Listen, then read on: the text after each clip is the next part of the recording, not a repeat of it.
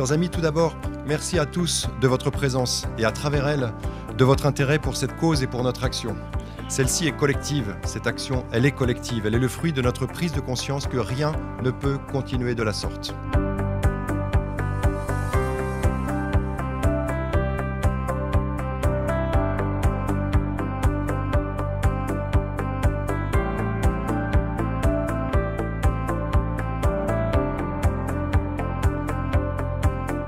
Les jeunes, j'oserais dire nos jeunes, sont ballottés d'études en incertitude, de débouchés en voies bouchées. Nous devons agir.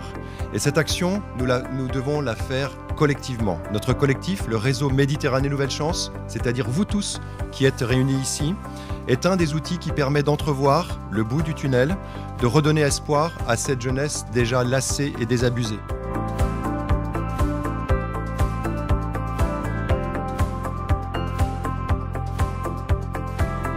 Nous connaissons tous des jeunes qui sont en situation de précarité, sont en situation de recherche désespérée d'intégration dans la vie économique.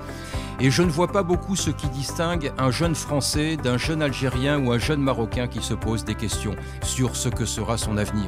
Les questions sont les mêmes, les appréhensions sont les mêmes, les espoirs sont les mêmes, et donc il appartient à nous tous, à vous tous, mesdames et messieurs, d'essayer d'apporter des réponses.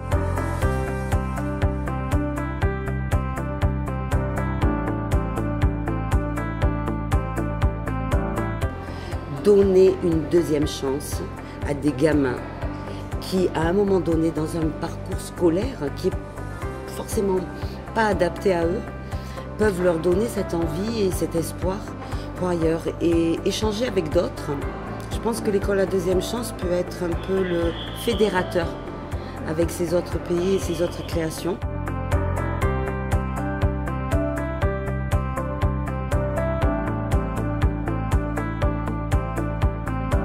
Aujourd'hui, on ne vit plus dans un monde cloisonné. Ce qui se passe aujourd'hui en Europe, dans le nord comme dans le sud de la Méditerranée, nous impacte forcément les uns les autres. Donc aujourd'hui, il faut placer cette question du chômage, cette question des jeunes dans cette perspective méditerranéenne. Moi, je crois profondément qu'il n'y aura pas de paix, de stabilité, de prospérité dans la région sans qu'il y ait véritablement une dynamique commune interrégionale entre l'ensemble des acteurs pour traiter la question de la jeunesse et la question de l'emploi. Aujourd'hui, il faut redonner de l'espoir aux jeunes, des perspectives, des opportunités sur le marché, et ça, on n'y arrivera pas tous, on n'y arrivera pas seul.